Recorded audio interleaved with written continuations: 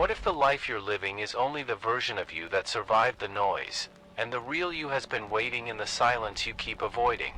What if the desires you defend were installed in you, and the self you trust is only the echo of a script you never wrote? Stay, because once you see the mask fall, you can never return to the life that kept you asleep. If you're still here, let your awareness follow this deeper thread. A faint tremor moves through you when you notice how the world calls this frenzy progress, yet your inner voice whispers that something essential keeps slipping through the cracks. You feel the light on your screen, bright but hollow, echoing like a reflection that never becomes a face. Even the speed you chase wraps itself around your breath like a tightening loop. If everything is accelerating, why does your soul feel like it's falling behind the noise you didn't choose? There's a strange stillness beneath the rush, as if your awareness stands in a quiet corner watching your life sprint past without waiting. You sense how each notification pulls you forward, yet leaves a shadow behind that grows heavier with each distraction. In that shadow, you see a truth you avoid: motion is not the same as meaning. If the world keeps pulling you outward, who is guiding the part of you that keeps drifting inward? A subtle fracture appears when your mind realizes that connection now feels more like crowded isolation than belonging. Faces blur into pixels, words flatten, and the warmth of presence is traded for an endless stream of signals with no center. You scroll to feel less alone, yet the scroll deepens the quiet ache behind your ribs. If connection requires losing yourself to constant noise, what exactly are you connecting to? Then comes the moment you notice how your own thoughts feel pre-shaped, as if arriving from outside you before you can question them. You watch your reactions form faster than your awareness can intervene, like water taking the shape of a container you never agreed to fill. This silent takeover carries the scent of inevitability, yet it leaves a mark of resistance along the edges of your mind. If you aren't choosing the next thought, who is writing the script you call your life? And beneath it all, there's a breath you forget to take, the one that reminds you your inner world has been negotiating with forces you never saw. The noise outside becomes a mirror showing how easily your certainty dissolves when pressed by urgency, comparison, and inherited desire. The shadow introduced earlier returns now as a signal: you've been shaped more than you've shaped yourself. If the world sold you its story as truth, when will you ask what your soul has been trying to say beneath the static? A quiet tension rises when you recognize how often a desire appears in you like a whisper with no origin, sliding into your mind before you can question its shape. You feel the shadow from topic 1 returning as the thought sharpens. Was this one ever yours, or did it arrive wearing familiarity like a borrowed mask? Even your breath tightens as you sense the subtle choreography guiding you toward what you never sought. If the craving feels natural only because it's repeated, what does that say about the self who claims it? There is an unsettling clarity when you remember how easily a single story, like bacon becoming tradition, rewrote the morning rituals of millions. You see how repetition becomes myth, and myth becomes identity, long before awareness has a chance to disagree. The fracture from earlier widens as you notice how culture can smuggle itself into your preferences unnoticed. If one generation can inherit a lie as normal, what hidden scripts have already shaped your life? Your mind hesitates in the space between wanting and choosing, and in that hesitation you find the echo of a doorway. Desire isn't a spark but an imprint. You recall moments when you reached for something simply because everyone else reached too, the gesture automatic, the meaning borrowed. The mirror motif emerges here, reflecting not your face but the architecture designing your impulses behind the scenes. If desire reflects the world more than your inner truth, what part of you is actually choosing? A slow heaviness gathers as you realize you've been negotiating with ideas planted so subtly that resisting them feels like rebellion against your own identity. The loop tightens, familiarity masquerades as authenticity, and convenience dresses itself as autonomy. Even your inner voice strains beneath the weight of this unseen influence. If the world can install its wants inside you without permission, how do you reclaim the space where your real desires should be? And now there is a shift, a small but deliberate pause inside you, inviting you to step out of the current long enough to hear your own mind before the noise speaks first. You feel the breath you lost in topic 1 returning, carrying the quiet recognition that awareness itself is the only place untouched by manipulation. Let this moment be your internal act of refusal, your subtle turning inward. If you don't pause now and listen, how will you ever hear the desire that was truly yours all along? You feel a familiar tremor, the same fracture from earlier, when you recall how a single campaign reshaped Japan's entire relationship with coffee. A taste that once belonged to foreigners became a daily ritual, absorbed so deeply it felt ancestral. Your mind tightens as you sense the pattern. Culture doesn't evolve, it's engineered drop by drop. If an entire nation can be rewritten softly, what stops the same mechanism from rewriting you? A subtle shadow returns when you imagine how repetition can sculpt memory until the artificial feels organic. Something inside you recoils at the realization that familiarity becomes truth long before awareness can intervene. Even the breath you reclaimed in topic 2 falters under the weight of this recognition. If truth can be manufactured through early exposure, how much of your identity is simply what you encountered soon enough? In the small hesitations of your own life, the brands you prefer, the habits you defend, you detect echoes of these engineered origins.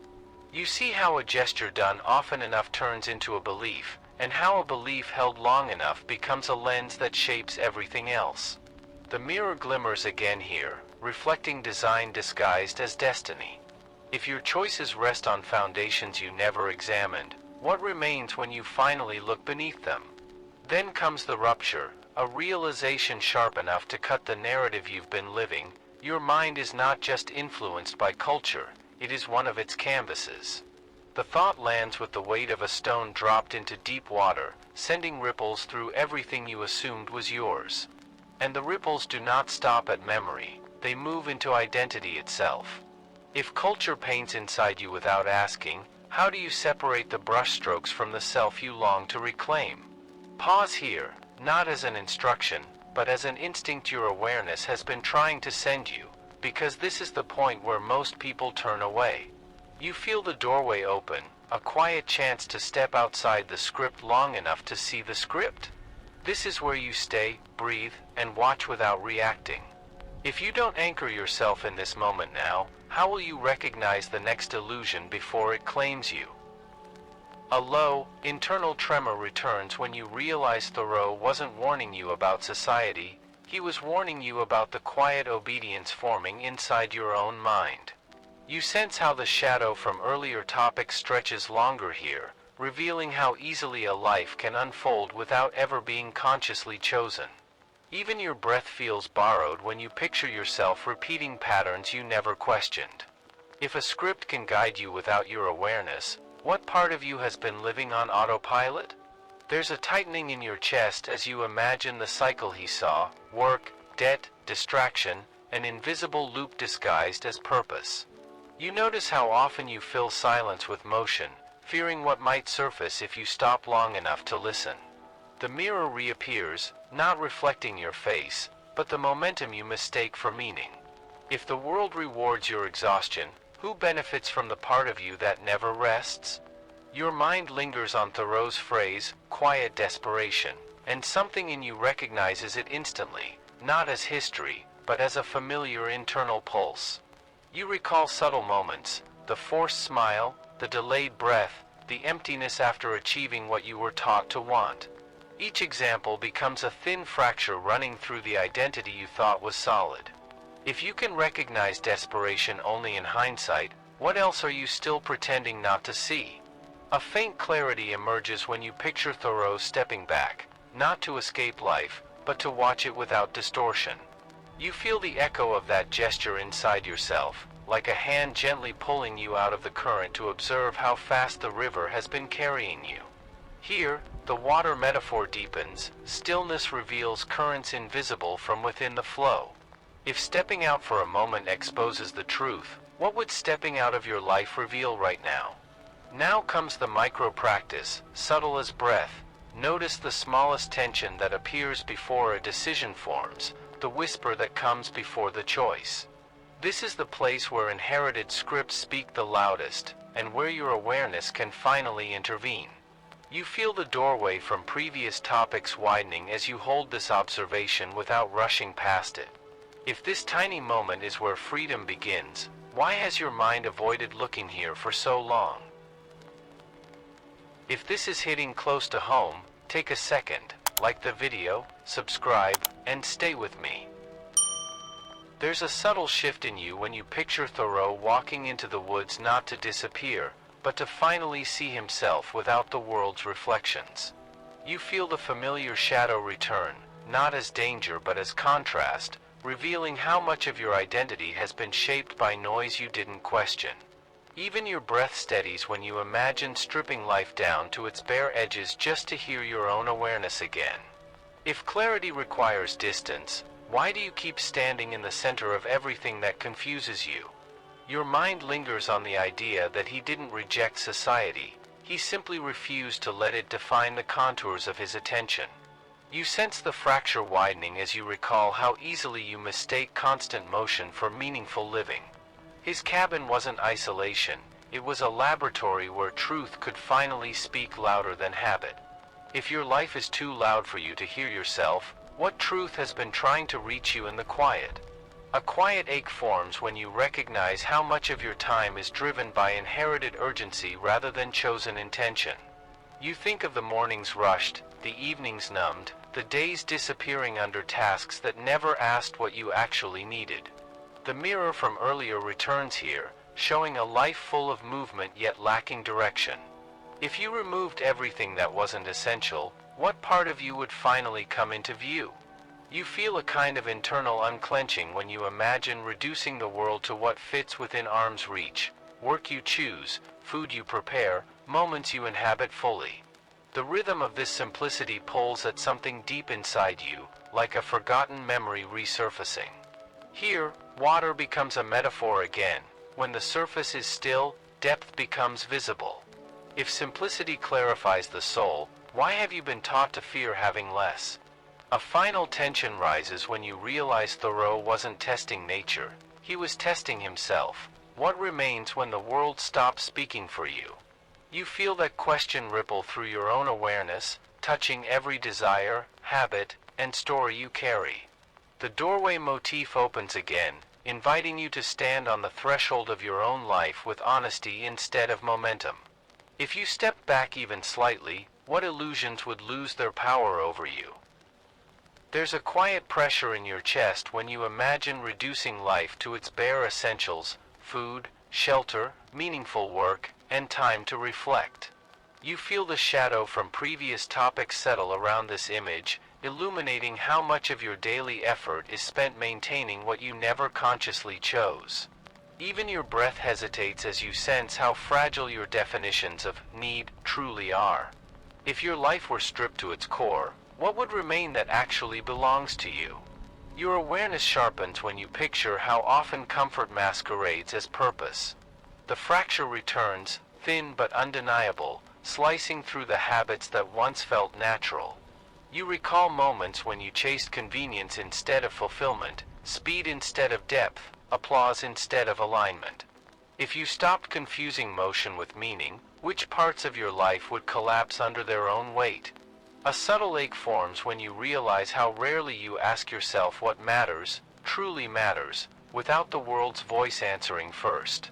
You sense the mirror rising again, showing reflections you've avoided, commitments that drain you, roles that shrink you, desires inherited rather than earned. Even your internal silence feels charged with unspoken truths. If you finally asked the real question, what illusions would unravel? There's a moment of clarity when you imagine choosing your life the way Thoreau chose his days, intentionally, deliberately, without apology. You feel the echo of that discipline inside you, like a steady flame beneath the chaos. The water metaphor returns here, depth over surface, essence over noise. If intentional living is the doorway to freedom, what keeps you lingering in rooms you've outgrown? And then the truth surfaces: living deliberately isn't an aesthetic, it's a disruption. It demands you confront the gap between the life you perform and the one you're quietly longing for. You notice the breath you've been holding, the silence you've been postponing, the decision you've been circling but not making. If you don't choose consciously now, how long before the world chooses for you? There's a soft uncoiling inside you when you imagine simplicity not as loss, but as release, the quiet feeling of setting down a weight you didn't know you were carrying. You sense the shadow easing, revealing how much inner space has been occupied by obligations that never nourished you. Even your breath feels wider in this imagined clarity. If freedom begins with subtraction, what have you been adding that keeps you confined? A subtle recognition surfaces when you recall moments where owning less felt strangely expansive, as if space returned to its rightful owner, your awareness. The mirror returns with a gentler tone now, reflecting not distortion but possibility. You see how simplicity isn't emptiness, it's room to breathe without the world's demands crowding your ribs. If every possession shapes the mind, what shape has your environment been forcing on you? Then comes the rupture, the psychological breakthrough understood and modern life tries to hide. Excess isn't comfort, it's captivity dressed in convenience. You feel that blade-thin truth cut through your assumptions with disarming clarity. Its echo deepens the fracture running through this entire script. If abundance can suffocate you quietly, why did you learn to call it success? Your attention sharpens when you notice how often you cling to commitments out of fear rather than desire, staying loyal to versions of yourself you no longer inhabit. The shadow motif shifts again, showing that liberation comes not from acquiring, but from releasing, even if the release feels like stepping into unfamiliar light. And here, gently woven, comes your internal cue. Stay with this moment, breathe into its truth, let it land fully. If letting go brings you closer to yourself, what are you still holding that keeps you far? A final opening appears, subtle, steady, as if a doorway you've walked past for years suddenly reveals itself. Simplifying isn't shrinking, it expands your inner world by clearing what dims your clarity. Here the water metaphor returns. When the surface stills, the depth finally speaks. And in this stillness, a quiet invitation surfaces. Pause now, notice what your awareness is reaching toward, and step closer to it. If freedom is waiting in the space you've been avoiding, why postpone the first step? There's a quiet widening inside you when you picture the stillness of a pond holding the sky without effort. You feel the shadow soften here, no longer a warning but a contrast showing how unnatural society's pace has become. Even your breath slows as you imagine a rhythm older than thought itself. If nature moves without rushing, why does your life feel like a race with no finish line? You sense a subtle fracture when you realize how rarely you allow yourself to move at the pace of your own awareness. The world trains you to sprint, react, and compress, yet your inner cycles unfold like seasons, slow, deliberate, non-linear. The mirror appears again, reflecting not your face but the tempo you've been forced to keep. If your soul blooms in cycles, why do you demand constancy from yourself? A faint ache stirs when you remember the quiet wisdom in watching crops grow or leaves turn, processes that refuse to hurry for anyone. You feel the water metaphor deepening, revealing patience as a form of truth rather than delay. This recognition pulls at the same thread of longing that has followed you through every topic. If the earth doesn't fear slow transformations, why do you? Then comes an internal shift, the realization that nature doesn't seek meaning, it expresses it simply by existing. You notice how this contrasts with your own mind, always translating, interpreting, striving to outrun uncertainty. The shadow returns briefly to highlight the cost of this constant self-editing. If you stopped narrating your life for a moment, what would you finally feel? Here the micro-practice arrives, soft, almost hidden. Feel the smallest internal pulse before a reaction, the subtle change in breath before thought forms. This is your season, your tide, your truth, unrushed, unforced, unperformed. The doorway opens again, offering a rhythm far older than the world that distracts you. If you listen to this quiet cadence more often, how different would your life become? There's a deeper resonance inside you when you picture Thoreau opening the Bhagavad Gita and hearing his own unspoken questions echo through centuries. You feel the shadow motif sharpen, not as fear but as recognition. Others have wrestled with the same invisible weight you carry. Even your breath steadies at the thought that meaning has always required stepping outside inherited noise. If your questions mirror those of ancient seekers, what does that say about the truth already stirring in you? A quiet gravity forms when you realize these teachings did not offer him escape, but alignment. They whispered that detachment isn't withdrawal, it's clarity. The mirror returns faintly here, reflecting the distinction between living from possession and living from presence. If wisdom across civilizations warned against excess, why do you still chase what never satisfies? Your awareness tightens when you imagine Thoreau recognizing his own life inside those verses, the tension between duty and desire, noise and silence, self and self-image. You feel the fracture expand as you see how universal this struggle is, cutting through history like a current beneath shifting cultures. The water metaphor deepens in response, reminding you that truth persists even when forms change. If the same insights reappear across time, what keeps you from trusting their direction? A subtle warmth rises when you sense how ancient texts validated his inner experiment, confirming that meaning is not found in accumulation but in alignment with one's deepest rhythm. That warmth touches the same internal doorway opened in earlier topics, a threshold into the part of you untouched by societal scripts. If wisdom is a returning home rather than a discovery, what exactly have you been wandering away from? And here, naturally, the quiet community-style invitation surfaces, not to the crowd, but to the part of you that has been waiting to feel understood. If these ancient echoes resonate, perhaps it's because something in you remembers them. The shadow softens, the mirror clears, and the breath you've carried through each topic becomes the bridge forward. If your inner world is already leaning toward truth, what stops you from stepping fully into it? You feel a quiet tightening as you realize self-examination isn't an event but a discipline, the continual act of watching the mind before it moves. The shadow from every earlier topic gathers here, not as darkness but as the outline of the unconscious forces shaping you. Even your breath becomes sharper when you sense how often your choices form themselves before you're aware. If you don't question the origin of a decision, how can you claim it as your own? A subtle fracture opens when you look at your habits not as routines but as scripts, some inherited, some absorbed, some never challenged. You notice micro moments where you said yes out of fear, no out of fatigue, or stayed silent out of conditioning. The mirror rises again, showing the versions of yourself you perform without noticing. If you rarely interrogate these moments, how many lives are you living without choosing?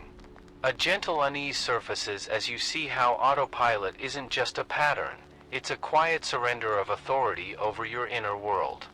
You recall times when you scrolled, agreed, hurried, or conformed simply because it was easier than confronting the deeper truth. The water metaphor stirs here, surface choices masking deeper currents. If you don't dive beneath the surface, how will you understand what truly moves you? There's a clarity that cuts through you when you imagine pausing before each commitment, turning it gently in your awareness like an object under light. You sense how honesty sharpens the edges of every decision, making alignment impossible to fake. The doorway motif appears one last time, a threshold you stand before every moment of your life. If each choice is a step through that doorway, where is your next one actually leading? And finally, a deeper echo settles, the realization that deliberate living isn't about perfection but presence. It's the willingness to see your own patterns without flinching, to question your impulses without collapsing into them. Your breath steadies as the shadow softens into understanding and the mirror clears into truth. If you don't examine the life you're living now, how will you avoid becoming a stranger to the one you truly want? You feel a quiet clarity settling now, the kind that arrives only after you've seen the architecture beneath your own thoughts. The shadow that followed you through every topic softens into a guide, showing where distraction once hid the doorway back to yourself. And as the mirror clears, you sense the first outline of a life chosen rather than inherited. If you stay with this awareness, what else might finally return to you? Let this be the moment you step toward your own rhythm, slowly, deliberately, without apology. Keep this shift alive, stay close to the channel, breathe with the teachings, and let each insight reshape the noise you once called normal. Subscribe, share this path with someone waking up, and speak your presence in the comments so the signal grows stronger. Another threshold waits in the next video. Will you cross it with the self that remembers?